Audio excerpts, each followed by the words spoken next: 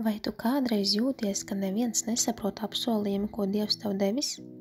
Vai tu jūties it kā būtu pravietiska persona un neparasta vīzija par tavu dzīvi, un jūties izolēta? Tā it kā tu vēlētos runāt ar terapeitu, bet nav terapijas priekš tevis. Viņi pat nezin, kam tu ej cauri. Tu vēlies savu dzīves treneri, bet tev nav treneris, kam tu ej cauri. Varbūt tu esi Dieva pionieris, un vienīgais veids, kā tu vari dzemdēt savu apsolījumu, ir klausīt svētajam garam. Klausīt balsi, kas iekšā runā, kur doties. Terapeiti dažreiz nespēja palīdzēt, jo viņi tam nav gājuši cauri. Viņi var nezināt, ko darīt. Tas ir interesanti. Ir dažas lietas, kur tu ej neatzīmētās vietās kartē, kur neviens nekad nav bijis pirms tam un nezin, ko darīt, nezin, ko teikt, nesaprot tevi. Dažreiz, kad tu nes kaut ko, ko pasaule nav redzējusi pirms tam, tad terapeits nevar palīdzēt. Viņi nevar palīdzēt, jo nezin, kur tu ej. Viņi nevar dzirdēt svēto garu tā, kā tu dzirdi, tāpēc jūties izolēta. Kad ej jaunā teritorijā, kad ej sākt kaut ko jaunu, tu vari justies ļoti izolēta. Tas nav no lepnuma vietas, tas nav cilvēcības trūkums, tas nav, ka tu nevēlies, lai tev palīdz. Dažreiz tā ir, ka tu kaut kur ej, neviens tur nekad pirms tam nav bijis. Tu sēdi ar Dievu un saki, Dievs neviens mani nesaprot, cenšos būt labs cilvēks, cenšos darīt, kas pareizi, cenšos darīt to, ko tu saki, bet viņa nesaprot, un jūtos viena.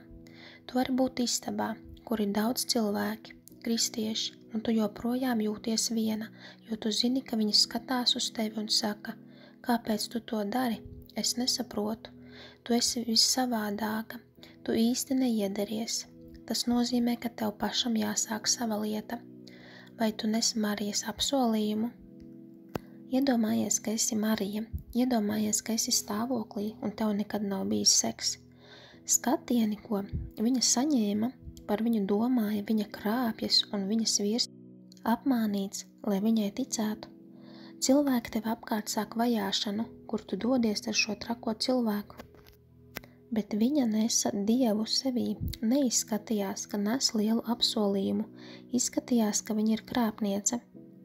Pasaulē Marija cilvēku acīs bija krāpniece, smējās par viņu. Dažreiz, kad tu glabā apsolījumu no Dieva, cilvēki nesaprot. Pēc vairākām nelielām piezīmēm sāc domāt, varbūt esmu traka, varbūt tu vienkārši glabā sevi neparastu apsolījumu, tu neesi ārpus rindas, tu neesi apjukusi, neesi novirzījusies, bet glabā neparastu apsolījumu no Dieva. Pravietiski cilvēki nes neparastu apsolījumu no Dieva, jo viņi saka Dievam jā. Citiem tas nav pirmais neparastais apsolījums.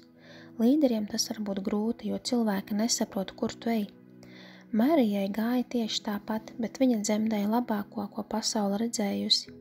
Viņa gāja cauri tam pašam, kam tu. Turpini iet uz to, kas ir tevī, pat ja cilvēki nesaprot. Citi nekad nesapratīs.